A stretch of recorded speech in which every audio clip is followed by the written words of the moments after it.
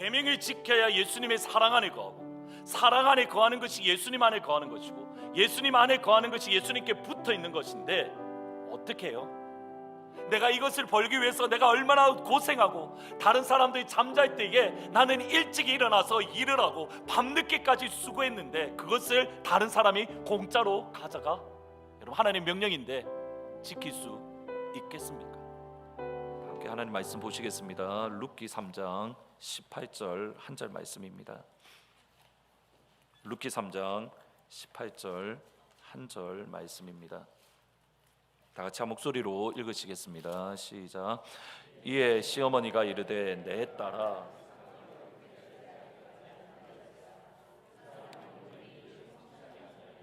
쉬지 아니하리라 하니라. 다시 한 번 더 읽습니다. 시작. 이에 시어머니가 이르되 내 딸아,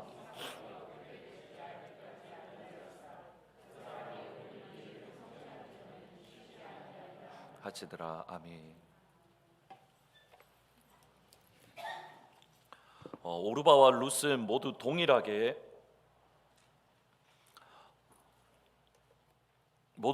시어머니 나오미와 함께 일어났습니다. 그러니까 일어남의 은혜, 곧 쿰의 은혜입니다. 똑같이 일어남의 은혜를 받았지만, 또 쿰의 은혜를 받았지만 그 결과는 전혀 다릅니다. 룻은 다윗의 조상이 되었습니다. 룻은 예수님의 조상이 되었습니다. 룻의 삶은 하나님의 역사가 되었습니다. 하지만 오르바는 이후로는 그 어디에도 등장하지 않습니다. 그 차이는 하나입니다. 그들이 소리를 높여 다시 울더니 오르바는 그의 시어머니에게 입맞추되 룻은 그를 붙쫓았다. 룻이 그를 붙쫓았다라는 이 말, 곧 붙어있다, 고정되다, 다바크, 클링 투, 고정의 은혜입니다. 붙어있음의 은혜입니다. 룻은 나오미에게 붙어 있었고, 룻은 나오미에게 고정되어 있었습니다. 일어남의 은혜는 붙어 있음의 은혜로, 고정됨의 은혜로, 쿰의 은혜는 다바크의 은혜로 업그레이드 되어야 되는 겁니다. 그때에 비로소 우리의 삶은 하나님의 역사가 될 수 있습니다. 나오미는 약속의 땅을 살아가는 약속의 자녀들에게도 기근이 당연히 찾아온다, 이 사실을 미리 준비하지 못했습니다.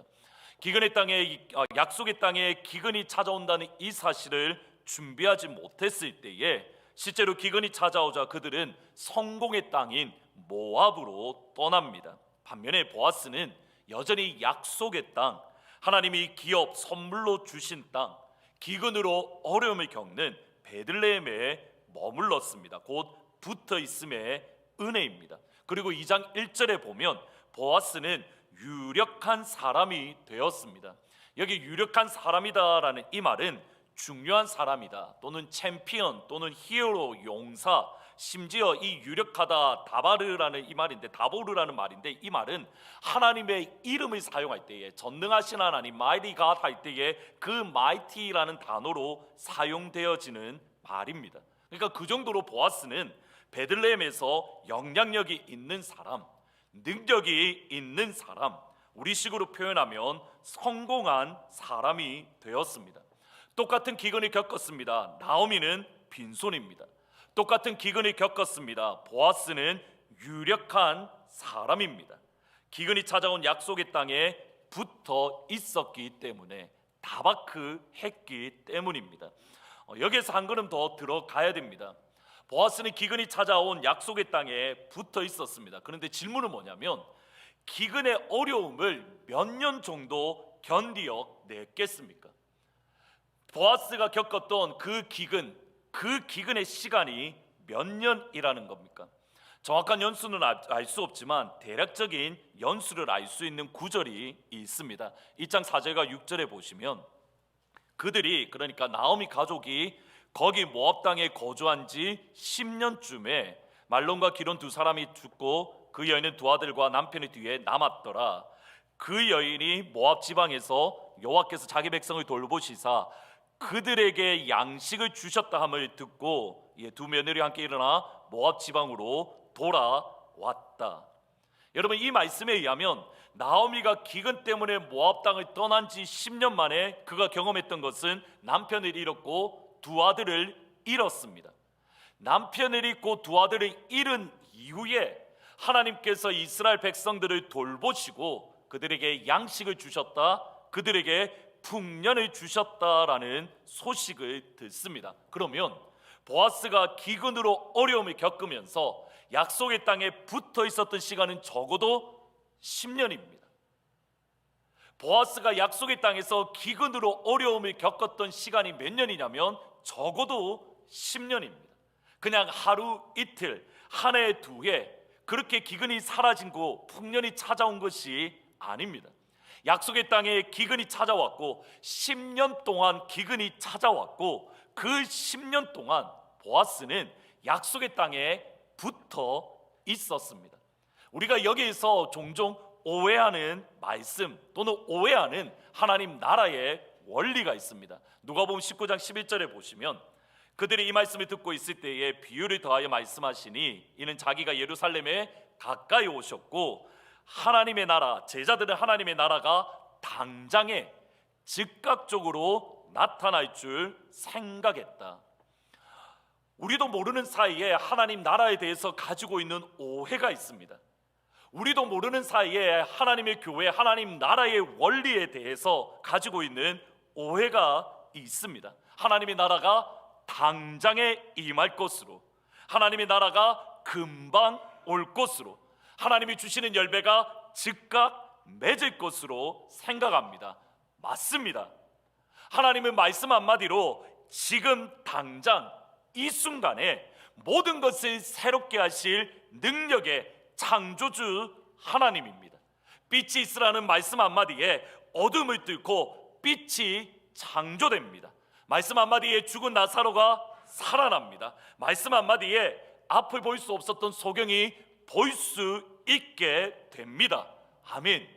예배 때마다 저는 이런 소망을 품습니다. 특별히 주일 예배 때와 금요 기도회 때는 항상 이 마음을 품고 하나님 오늘 이 은혜를 허락하여 주십시오. 하나님의 생명의 말씀이 선포되어지는 이 시간, 하나님의 말씀으로 어두움 가운데 있는 주의 자녀들에게 하나님의 영광의 빛을 비추어 주옵소서. 하나님의 생명의 말씀이 선포되어질 때에 질병으로 어려움을 겪는 주의 자녀들을 단번에 치유하시고 하나님 단번에 회복시켜 주옵소서. 하나님의 생명의 말씀이 선포되어질 때에 마음의 무거움, 영혼의 무거움으로 어려움을 겪는 주의 백성들의 심령을 하나님 새롭게 해주십시오. 하나님 일어나게 해주십시오. 하나님의 손을 잡아서 다시 한번 일으켜 주옵소서. 우리가 믿는 하나님 단번에 이루시는 능력의 하나님입니다. 다시 한번 선포합니다. 여러분 가운데 이 역사가 오늘 예배 이 시간 가운데에도 여러분 가운데 임하기를 주의 이름으로 축복합니다. 하나님의 말씀이 선포되어질 때에 어두움 가운데 있던 여러분 가운데에 하늘로부터 빛이 여러분을 둘러 감싸는 역사, 그 은혜가 임하기를 주의 이름으로 축원합니다. 생명의 말씀이 여러분 가운데 선포되어질 때에 심장의 어려움을 겪는 주의 백성들이 심장으로 치료되는 역사가 일어나기를, 여러분 가운데 눈으로 어려움을 겪는 주의 백성들이 하나님께서 치료하는 역사가 임하기를, 여러분의 세포 하나하나까지도 하나님께서 회복해 하시는 역사가 당장에 지금 이 순간 임하기를 주의 이름으로 축원합니다. 마음의 무거움으로 왔던 주의 백성들, 영혼의 진들림으로 어려움을 겪는 성도들, 생명의 말씀 앞에 그 무거움이 떠나가기를, 요한복음 1장의 말씀처럼 어두움은 빛을 이기지 못한다. 여러분의 마음을 붙잡고 있는 모든 어두움들, 여러분의 마음을 붙잡고 있는 모든 무거움들, 생명의 말씀 앞에 이 시간 떠나가게 되기를 우리 주 예수 그리스도의 이름으로 축원합니다. 아멘. 하나님의 나라는 당장에 임합니다. 동시에 하나님은 오래 참으시는 하나님입니다. 예수님을 보시면 됩니다. 예수님은 분명히 말씀 한마디로 고치십니다. 예수님은 한 번 안수하심으로 고치십니다. 예수님은 한 번 안수하시고 또다시 안수하셔서 고치십니다. 예수님은 소경에게 진흙을 바르시고 실로 앞 연못까지 보내셔서 고쳐 주십니다. 하나님과 예수님은 참으시되 천년을 하루같이 참으십니다. 여러분, 천년의 하루같이 참으신다는 이 말씀은 우리가 죄를 지을 때에 하나님께서는 천년의 하루같이 끝까지 기다리고 기다리고 기다리심에 우리를 향한 심판을 연기하시고 우리가 주께 돌아오기를 기다리시는 하나님입니다. 동시에 천년을 참으시는 아버지는 여러분을 구원하기 위해서 내려오는 그 시간, 여러분을 만나 주시기 위해서 찾아오시는 그 시간, 여러분을 회복하시기 위해서 여러분에게 다가가는 시간이 천년이라는 뜻입니다. 지금 당장 기근을 없애줄 수도 있습니다. 10년 만에 기근을 없애십니다. 지금 당장 여러분에게 약속의 땅을 주십니다. 400년 만에 약속의 땅을 주십니다. 여호와께서 아브라함에게 이르시되 너는 반드시 알라, 내 자손이 이방에서 객이 되어 그들을 섬기겠고 그들은 400년 동안 내 자손을 괴롭히리니 내 자손은 4대 만에 가나안으로 돌아오리라. 여러분, 언제까지 붙어 있음의 은혜가 여러분 가운데 있어야 되는 겁니까? 400년입니다. 언제까지 여러분의 붙어 있음의 은혜가 있어야 됩니까? 1000년입니다. 정확하게는 하나님의 시간이 채워졌을 때에, 갈라디아서의 말씀에 하면 the fullness of time, 시간이 충만해졌을 때에, 여러분 그 표현을 보면 이렇습니다. 꾹꾹 채워질 때, 하나님이 원하셨던 시간에 누르고 눌러서 더 이상 견딜 수 없을 만큼 시간이 채워졌을 때에 누군가에게는 지금 당장 이 순간입니다. 누군가에게는 두 번의 안수입니다. 누군가에게는 실로암 연못까지입니다. 누군가에게는 10년이고 누군가에게는 1000년입니다. 이 10년 동안, 이 1000년 동안 붙어 있음의 은혜, 다바크의 은혜, 여러분 그것을 끊기 위해서 우리를 향하여 끊임없이 찾아오는 유혹들, 우리를 향하여 끊임없이 찾아오는 미혹들이 있습니다. 사무엘상 16장 1절 말씀 같이 한번 읽어보십니다. 시작. 여호와께서 사무엘에게 이르시되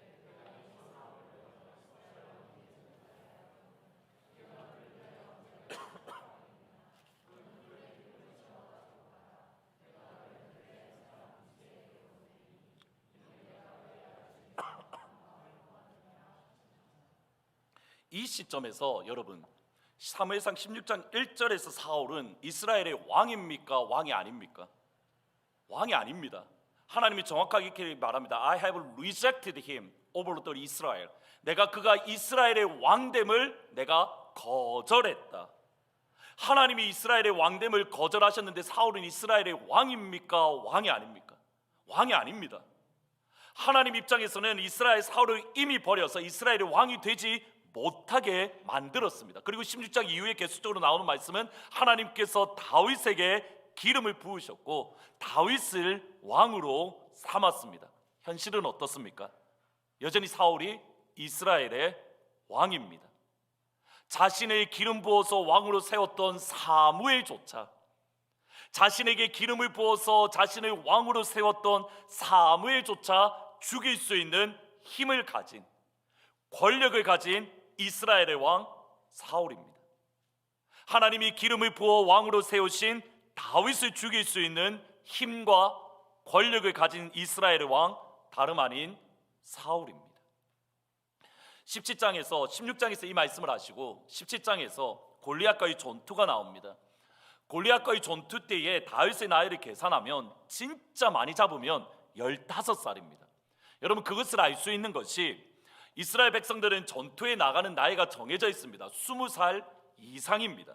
그러니까 20살 이상이 되어야 전쟁에 나가는데 다윗에게는 7명의 형이 있었습니다. 그 중에서 17장에 보면 첫째, 둘째, 셋째는 이스라엘의 전쟁에 골리앗과의 전투에 나갔습니다. 20살 이상이라는 겁니다. 그러면 넷째부터는 20살이 되지 않았다라는 뜻입니다. 그렇게 계산을 해보겠습니다. 그냥 연년생으로만 계산을 해보겠습니다. 그러면 넷째는 몇 살이라는 겁니까?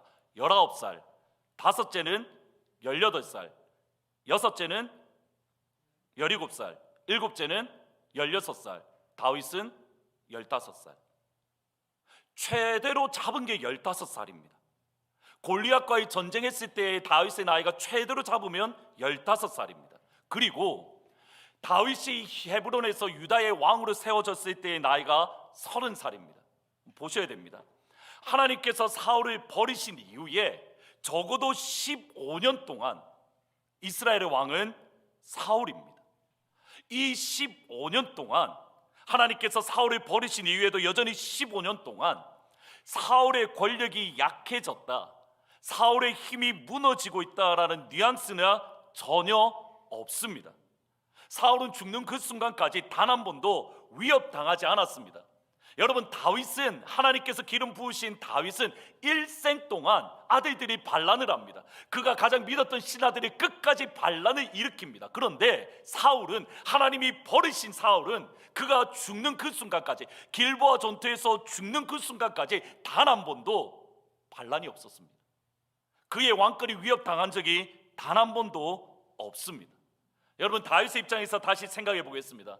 다윗의 기름 부음 받은 이유, 그가 헤브론에서 왕이 될 때까지 한마디로 표현하면 이렇습니다. 눈을 뜨면 천국이고, 눈을 감으면 천국이고, 눈을 뜨면 현실입니다. 눈을 감으며 하나님이 보여주시는 영광 때문에, 맞아, 나는 하나님의 백성이고 나는 하나님께서 기름 부으신 왕이야. 눈을 뜨면 사울이 죽이려고 합니다. 그 시간이 15년. 이것이 붙어 있음의 은혜입니다. 그냥 하루 이틀 붙어 있는다고 되는 것이 아니라는 겁니다. 누군가에게는 지금 이 순간, 누군가에게는 10년, 누군가에게는 15년, 누군가에게는 1000년. 각자가 다릅니다. 우리 모두는 지금 당장 하나님의 나라가 이루어지기를 기대합니다. 그런데 하나님은 그렇게 역사하지 않으십니다. 저도 지금 당장 하나님이 당장에 나타나셔서 역사해 주시면 좋겠습니다. 그것을 위해서 기도합니다. 그런데 하나님은 기다리고, 여러분, 저희 아버지가 예수 믿기까지 몇 년 걸린지 아십니까? 제가 제 머릿속에 기억하는 게, 하나님, 우리 아버지 예수 믿게 해주세요라고 기도했을 때 제가 제일 어렸던 나이가 몇 살이냐면 6살 내지 5살 때입니다. 밥 먹을 때에, 하나님, 우리 아빠 예수 믿게 해주세요. 그리고 그 기도가 몇 년 만에 이루어진지 아십니까?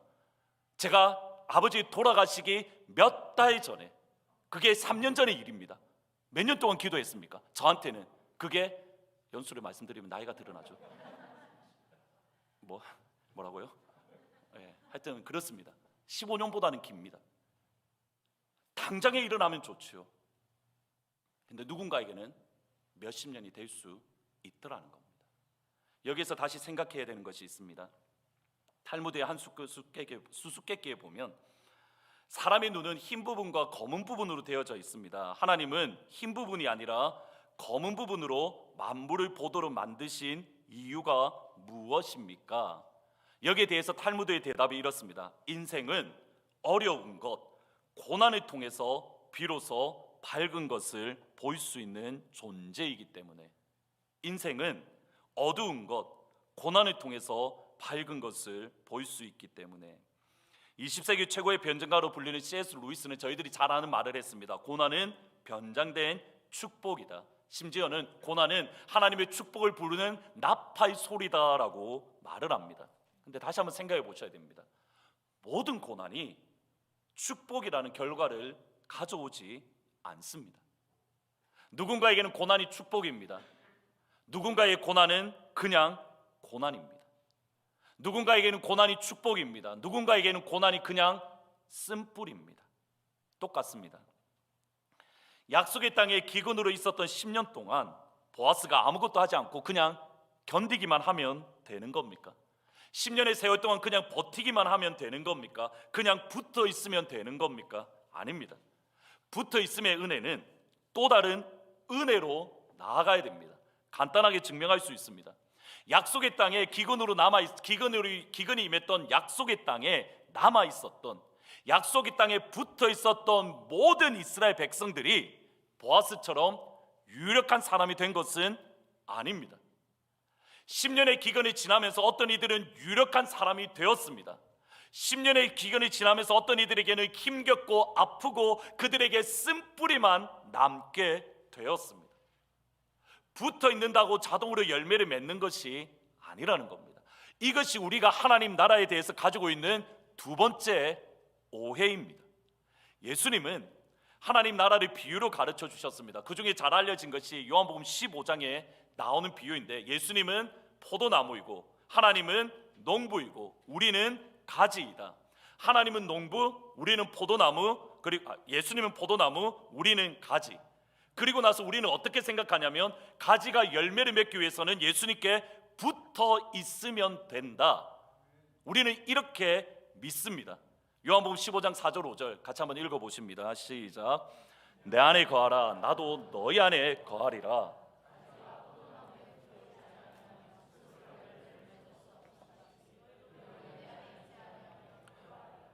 나는 포도나무요 너희는 가지라. 그가 내 안에, 내가 그 안에 거하면 사람이 열매를 많이 맺나니 나를 떠나서는 너희가 아무것도 할 수 없다. 분명히 예수님이 이렇게 말씀합니다. 가지가 포도나무에 붙어 있지 않으면 스스로 열매를 맺을 수 없음 같이 우리는 스스로 열매를 맺을 수 없다. 예수님과 동떨어져서는 그 어떤 열매도 맺을 수 없습니다.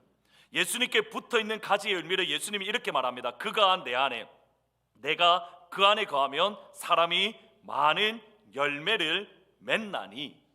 예수님께 붙어 있는 것은 우리가 예수님 안에 거하는 것이고 예수님이 우리 안에 거합니다. 그때의 열매를 많이 맺을 수 있습니다. 따라서 열매를 맺기 위해서 우리가 해야 될 일은 하나입니다. 무엇입니까? 예수님께 붙어 있는 것, 예수님 안에 거하는 것. 우리가 예수님 안에 거하고 예수님이 우리 안에 거하는 것. 따라서 저와 여러분은 할 일이 있습니까? 없습니까?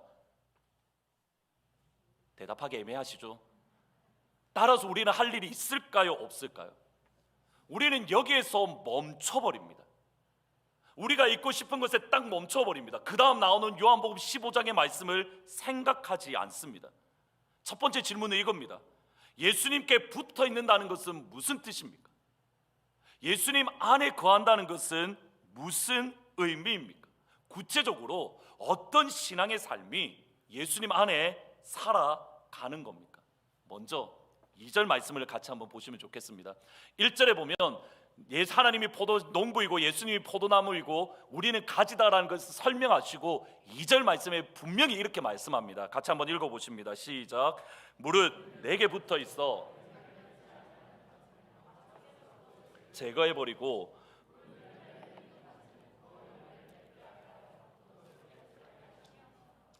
예수님께 붙어 있는 가지는 두 가지 종류가 있습니다. 어떤 가지입니까? 첫 번째는 열매 맺는 가지, 두 번째는요 열매 없는 가지. 우리가 알고 있는 15장 4절 5절 말씀을 읽기 전에 예수님이 처음부터 하셨던 말씀이 이겁니다. 나는 포도나무인데 가지가 너희가 붙어 있는데 열매 맺는 가지도 있고 열매 맺지 않는 가지도 있다. 그리고 어떻게 하신다는 겁니까? 열매 맺지 않는 가지는 잘라버리고 제거해버려서 못하겠다는 겁니까? 열매 맺는 가지가 더 많이 열매를 맺게 하겠다. 이게 예수님의 첫 번째 말씀입니다. 다시 한번 보셔야 됩니다. 그러면 예수님께 붙어 있는다고 모든 가지가 열매를 맺습니까? 예수님께 붙어만 있기만 한다면 우리는 자동적으로 열매가 풍성하게 맺어지는 겁니까? 아닙니다. 예수님께 붙어 있음에도 불구하고 열매 맺는 가지가 있고 열매 맺지 못하는 가지가 있습니다. 두 번째, 예수님 안에 거한다 또는 예수님께 붙어 있다라는 의미를 15장 9절부터 사시는 그 비유에 대해서 예수님의 구체적인 설명인데 10절 말씀에 이렇게 말씀합니다. 같이 한번 읽어보십니다. 시작. 내가 아버지의 계명을 지켜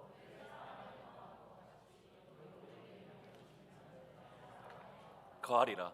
예수님의 계명을 지키는 것이 무엇입니까? 예수님의 사랑 안에 거하는 겁니다. 다시 한번 보셔야 됩니다. 너희도 내 계명을 지키면 내 사랑 안에 거하리라. You obey my commands. If you obey my commands, then you will remain in my love. 너희들이 내 계명을 지키면 비로소 예수님의 사랑 안에 거한다. 순서대로 보겠습니다. 예수님의 계명을 지켜야 예수님의 사랑 안에 거합니다. 예수님의 사랑 안에 거하는 것은 무엇입니까? 예수님 안에 거하는 겁니다. 예수님 안에 거하는 것은 곧 예수님께 붙어 있는 겁니다. 그러면 열매를 맺습니다. 처음부터 끝까지 나아보겠습니다. 예수님의 계명을 지키면 예수님께 붙어 있는 것이고 열매를 맺습니다. 이게 예수님의 논리입니다. 이해가 되십니까? 계명을 지켜야 예수님의 사랑 안에 거하고, 사랑 안에 거하는 것이 예수님 안에 거하는 것이고, 예수님 안에 거하는 것이 예수님께 붙어 있는 것인데, 어떻게 해요? 계명을 지키면 예수님께 붙어 있는 것이고, 붙어 있으면 열매를 많이 맺는다. 반대로 계명을 지키지 않으면 열매가 맺지 못하고 그 가지는 잘라 버린다. 그 가지는 제거해 버린다. 무슨 뜻입니까? 구원 받는다는 뜻입니까? 아니면 하나님이 버리신다는 뜻입니까? 아버지가 열매 맺지 않는 가지를 잘라 버리십니다. 붙어 있음의 은혜, 다바크의 은혜 정말 중요합니다. 그런데 그것이 전부가 아닙니다.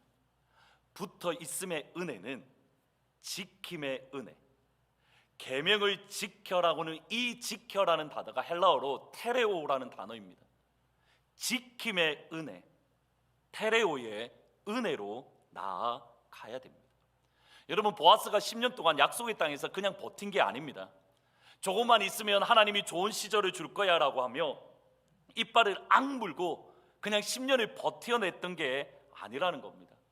약속의 땅에도 기근의 땅에서 기근으로 어려움을 겪는 그 순간마다 보아스는 철저하게 하나님의 말씀을 지켰습니다. 하나님의 말씀을 붙들었습니다. 하나님의 계명을 지켰습니다. 따라서 보아스는 하나님 안에 있었고 하나님께 붙어 있었습니다. 예를 들어 신명기 24장 19절을 보시면, 내가 밭에서 곡식을 벨 때에 그 한 뭇 한 단을 잊어버렸거든 다시 가서 가져오지 말고 나그네와 고아와 과부를 위하여 남겨두라. 그리하면 내 하나님 여호와께서 내 손으로 하는 모든 일에 복을 주리라. 여러분, 혹시라도 추수를 하다가 단을 너네들이 잊고 있었다면, 가져오는 걸 잊어버렸다면 그거 가지러 굳이 가지 마. 그거 그냥 내버려 두어서 가난한 사람들, 고아들, 과부들이 먹게 내버려둬. 잊었을 때입니다. 신명기 말씀은. 레위기 23장 22절 말씀은 더 기가 막힙니다. 너희 땅에 곡물을 벨 때에 밤 모퉁이까지 다 베지 말고, 떨어진 것을 줍지 말고 가난한 자와 고류민들을 위하여 남겨두라. 무슨 말입니까? 추수할 때에 너네들 깨끗하게 깔끔하게 다 하지 말고 일부러 남겨두어. 이만큼은 가난한 사람들, 이만큼은 고아들, 이만큼은 이방인들을 위하여 너희들이 남겨두어. 어떻게 해요? 실수가 아니라, 잊어먹어서가 아니라 일부러. 너희들이 가져오기를 잊었다면 그냥 내버려둬. 너희들이 추수할 때 너희들이 일부러 이만큼은 가난한 사람들을 위하여 남겨두어. 분명히 하나님의 말씀입니다. 두 번이나 강조돼. 아니, 다른 구절들도 수없이 많습니다. 그런데 적어도 이 두 구절에서는 정확하게 하나님이 명령하고 계십니다. 질문은 이겁니다. 그러면 하나님의 말씀이니, 하나님의 명령이니, 모든 이스라엘 백성들이 하나님 말씀 지켜야지.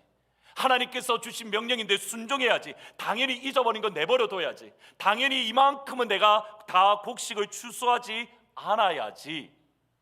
하나님이 주신 말씀이니 모두 다 순종했습니까?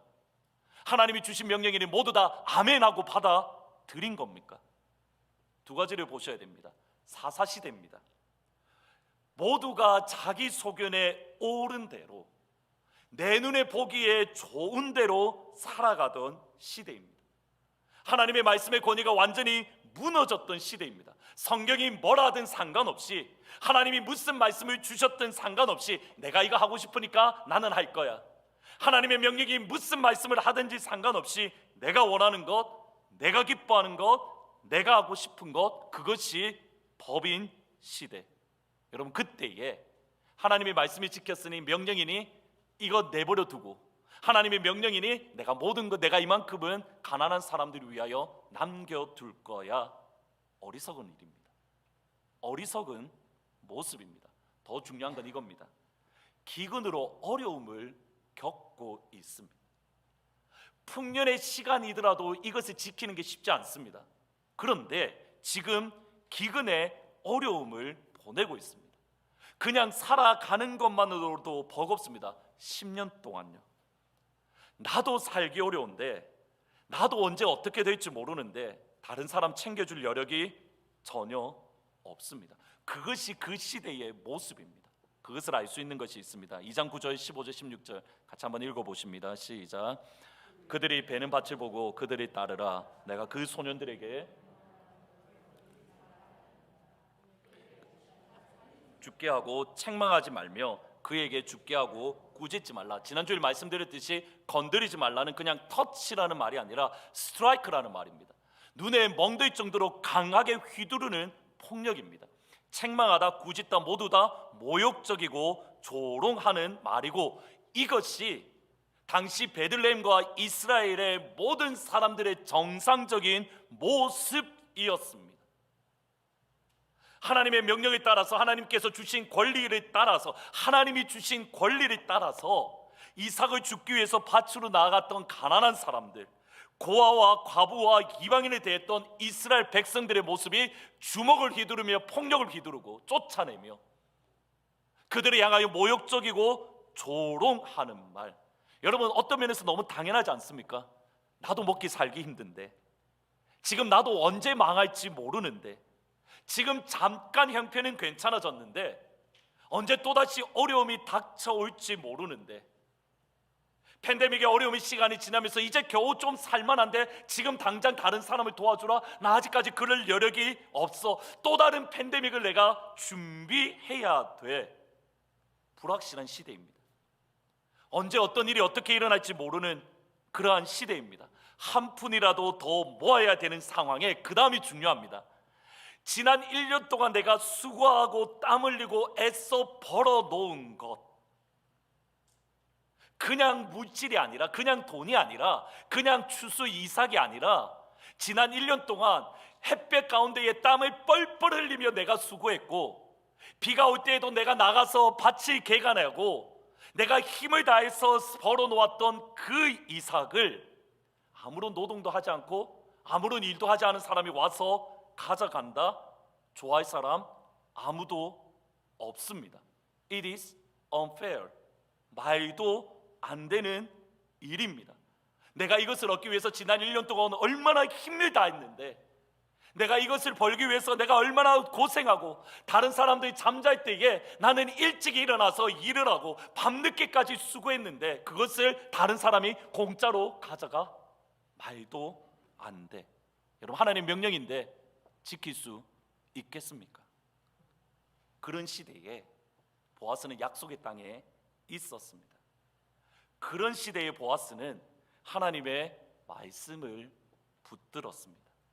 하나님의 말씀을 지켰고, 하나님의 말씀에 순종했고, 하나님 안에 거했고, 하나님께 붙어 있었고, 내가 불이익을 보더라도, 손해를 보더라도, 어려움을 겪더라도 주께서 내게 주신 말씀이니 그냥 순종합니다. 가난한 사람들이 와서 내가 땅볕을 맞으며 고생했던 그 이삭을 마음껏 가져가도록, 이유는 하나입니다. 하나님의 말씀이기 때문에. 치열하게 하나님의 말씀을 순종한 겁니다. 보아스가 쉽게 10년 동안 그냥 버텼던 게 아닙니다. 기근의 어려움만 버텼던 게 아니라 그것을 가져가는 그의 10년 가운데 얼마나 억울함이 들었겠습니까? 내가 얼마나 힘이 들어 수고했는데, 내가 얼마나 힘겹게 이것을 모았는데. 여러분, 치열하게 하나님의 말씀에 순종했던 기간이 10년입니다. 그냥 버텼던 게 아니라는 겁니다. 김남준 목사님의 책 가운데에 정말 충격을 받았던 책이 하나 있습니다. 대학교 다닐 때에 읽어서 벌써 책 내용을 하나도 기억은 안 나는데 책 제목은 기억이 납니다. 지금 이 책이 아니라 자네 정말 그 길을 가려나, 신학생들에게 하셨던 그런 책 내용인데, 그래서 자네 정말 그 길을 가려나, 저희들끼리 막 했던 말이 이겁니다. 볼 때마다 니 진짜 그 길 갈 거야? 이러면서 아이들이, 신학생들이 진짜 신학에 대해서 진지하게 고민을 했던 그런 적이 있습니다. 옆에 분을 보면서 한번 해보시겠습니까? 자네 정말 그 길을 가려나? 믿음의 길을 가려나? 여러분, 목회 길이 아니라 진짜 그 길을 가려나? 근데 이 책을 읽고 나서 많은 신학생들이 고민을 했는데, 얼마 전에 이것도 꽤 오래된 책입니다. 근데 그 책 가운데 또 고민을 느낀 깨달음을 얻은 책이 게으름이라는 책입니다. 김남준 목사님이 게으름이라는 이 책 가운데 잠언 22장의 말씀으로 게으름의 정의를 조금 다르게 해석을 해냅니다. 22장 13절을 보시면 이렇게 말씀합니다. 게으른 자는 말하기를 사자가 밖에 있은즉 내가 나가면 거리에서 찢기겠다 하느니라.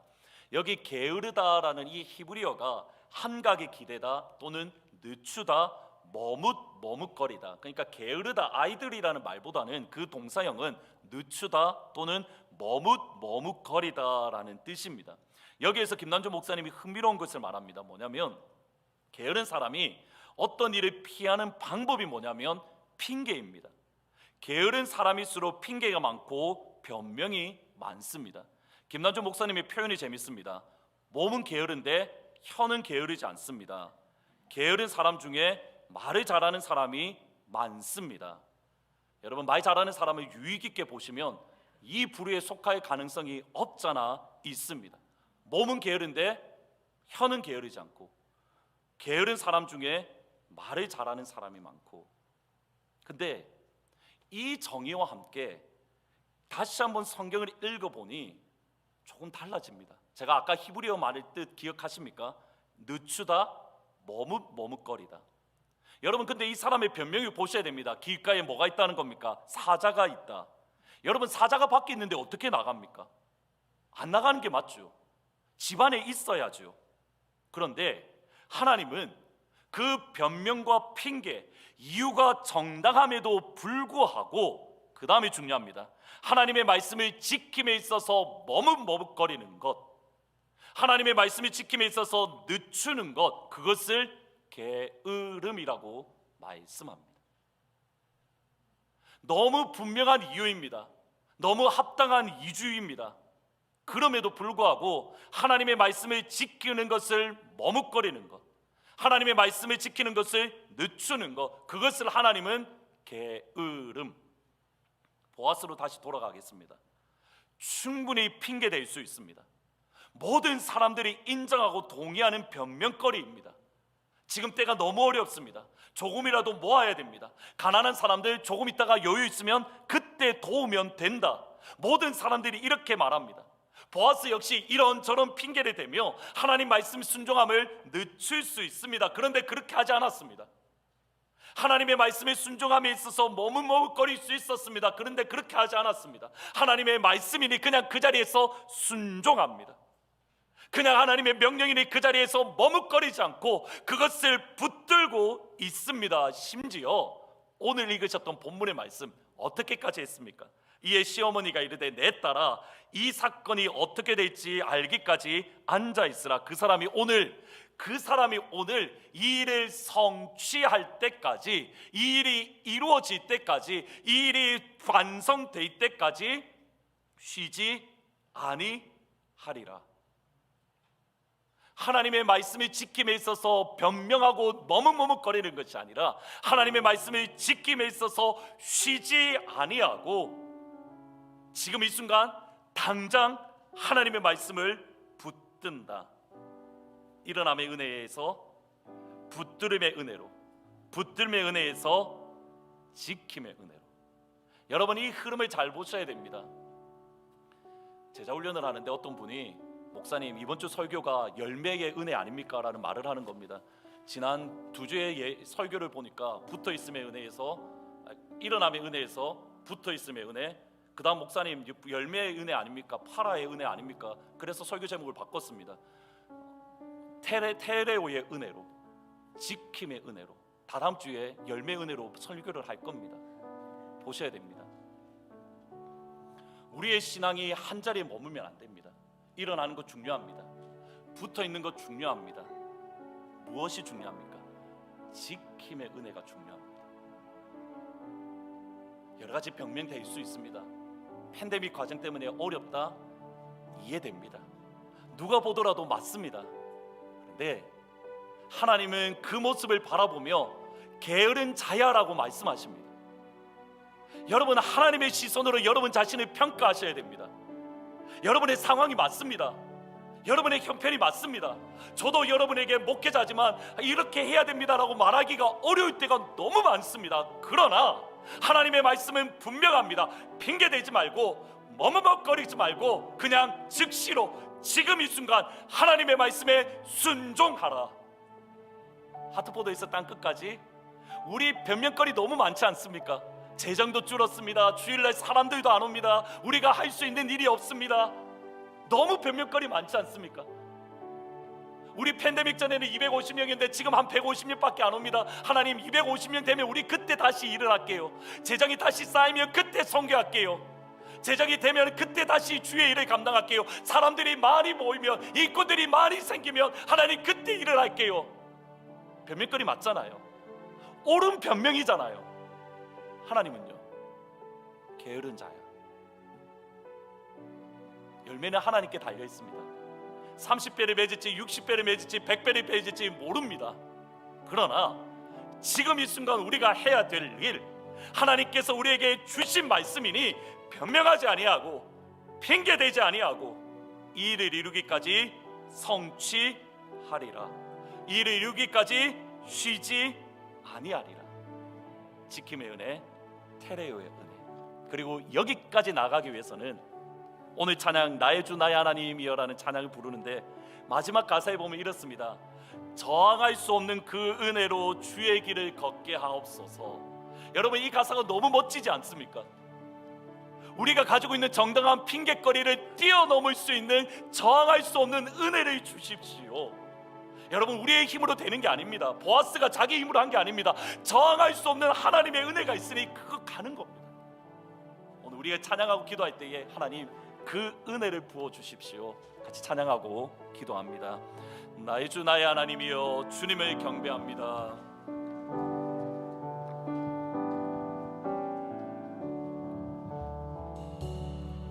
나의 주 나의 하나님이여,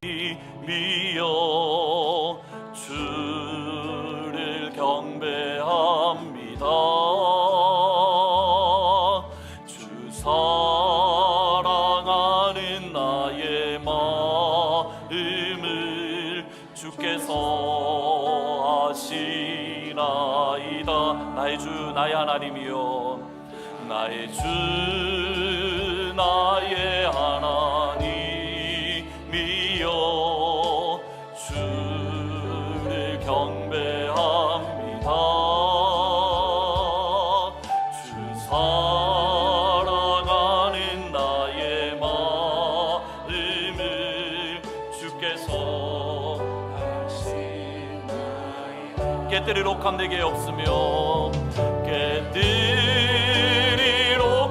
내게 없으며 주께 드릴 양유 없지만 하나님 형상대로 날 빚으사 새 영을 내게 고통 속에 방황하는 내 마음 죽기로 갈 수 없지만 고통 속에 방황하니 내 마음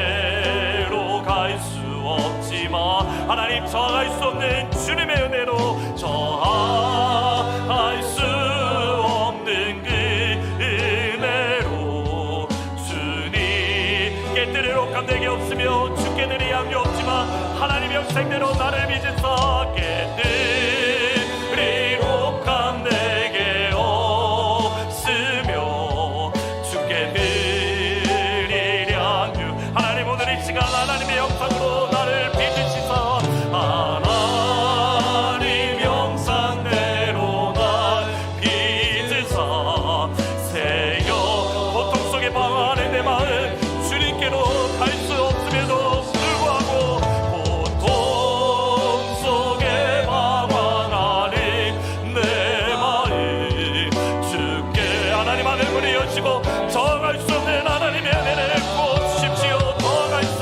저항할 수 없는 그 은혜로 주님. 마지막으로 한 번 더 고백하며 나아갑니다.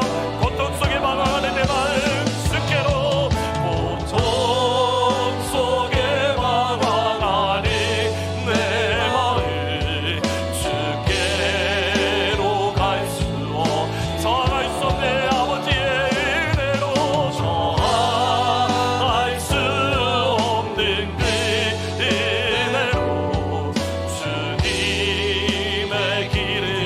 걷게 하소서. 손 한번 가슴에 손을 얹고 같이 한번 기도하면 좋겠습니다. 방금 드렸던 찬양의 고백대로 여러분 안 쉽습니다. 진짜 안 쉽습니다. 보아스처럼 살기요? 안 쉽습니다. 목사 중에서 과연 몇 명이나 이렇게 살까요? 저도 안 쉽습니다. 근데 할 수 있는 방법은 하나입니다. 저항할 수 없는 하나님의 은혜가 주어지면 할 수 있습니다. 내 욕심을 뛰어넘는 하나님의 은혜가 주어지면 할 수 있습니다. 나를 아프게 하고 나를 힘들게 하는 그 모든 것들을 뛰어넘는 은혜를 하나님이 주시면 용서할 수 있고 사랑할 수 있고 받아줄 수 있고, 중요한 것은 뭐냐면 하나님의 저항할 수 없는 하나님의 은혜입니다. 하나님, 저항할 수 없는 하나님의 은혜를 이 시간 충만하게 부어주십시오. 하나님의 영상으로 나를 빚으사 새 영을 내게 부어주십시오. 그래서 하나님, 테레오의 은혜, 지금의 은혜를 머뭇거리지 않고 지금 이 순간부터 살아가기를 원합니다. 같이 한번 말씀 생각하면서 기도하며 나갑니다. 기도합니다. 하나님, 주님, 하늘문을 여시고 주의 은혜를 부어주십시오. 아버지 하나님, 우리에게 저항할 수 없는 하나님의 은혜를 주십시오. 하나님, 우리의 욕심에 뛰어넘을 수 있는 하나님의 은혜를 주십시오. 우리의 하고 싶은 것, 우리의 마음을 뛰어넘을 수 없는, 저항할 수 없는 하나님의 은혜를 주십시오. 십자가의 그 은혜를 우리 가운데 풍성하게 부어주셨습니다. 하나님의 말씀에 순종하지 못하게 만드는 모든 세상적인 것들, 정력적인 것들, 마귀적인 것들을 뛰어넘을 수 있는, 저항할 수 없는 하나님의 은혜를 이 시간 충만하게 부어주옵소서.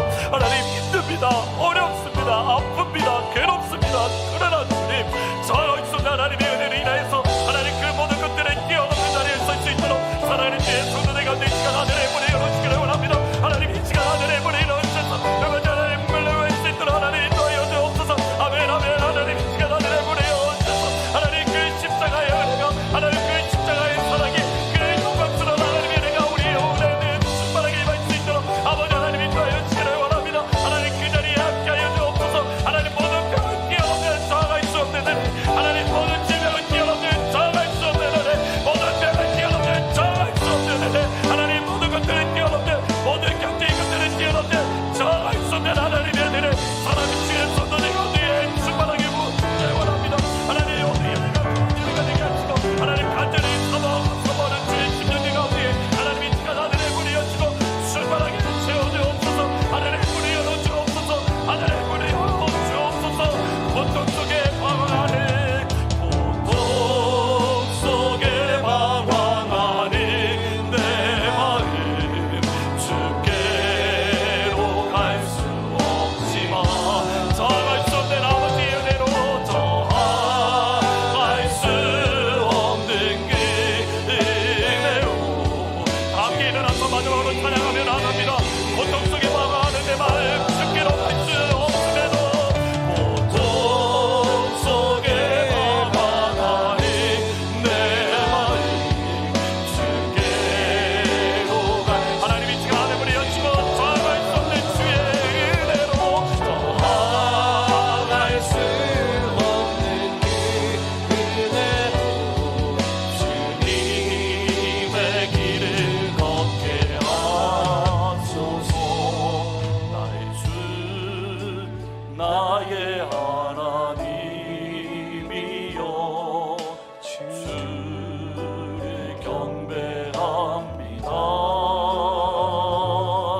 주 사랑하는 나의 마음을 주께서 아시나이다.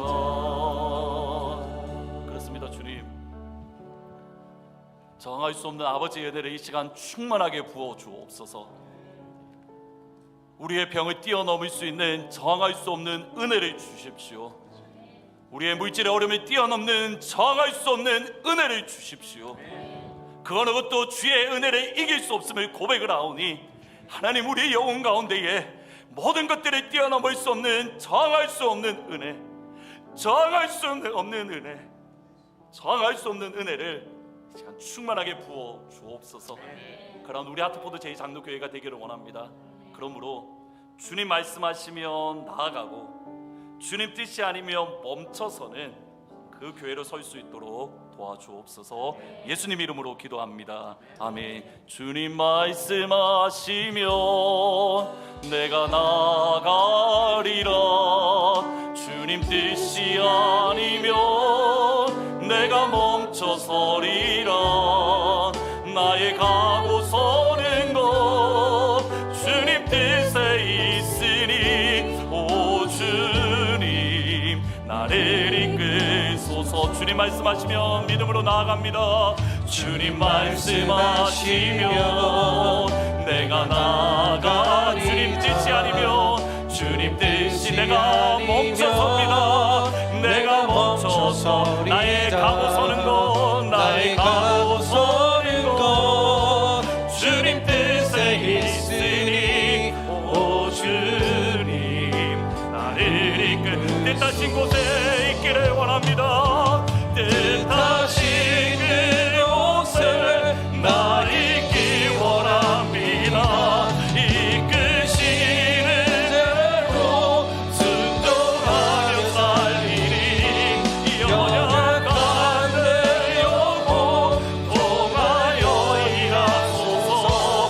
주 마지막으로 고백하며 나갑니다. 그렇습니다. 하나님 뜻하신 그곳에 나 있기를 원합니다. 뜻하신 그곳에 나 있기 원합니다. 이끄시는 대로 순종하며 살리니 연약한 내 영혼 통하여 일하소서. 주님 나라와 그 뜻을 위하여 오 주님 나를 이끄소서. 오 주님 나를 이끄소서. 주 예수 그리스도의 은혜와 하나님 아버지의 사랑과 성령님의 교통하심이 저항할 수 없는 아버지의 은혜로 이끄시는 대로 순종하며 나아가는 하나님 앞에 오 주님 나를 이끄소서라고 고백하며 믿음으로 나아가는 사랑하는 모든 주의 성도들 위해 날마다 정할 수 없는 그 은혜를 사모하며 또 믿음의 발자국 내딛는 주의 자녀들 위해 지금부터 영원토록 항상 함께 있을지어다.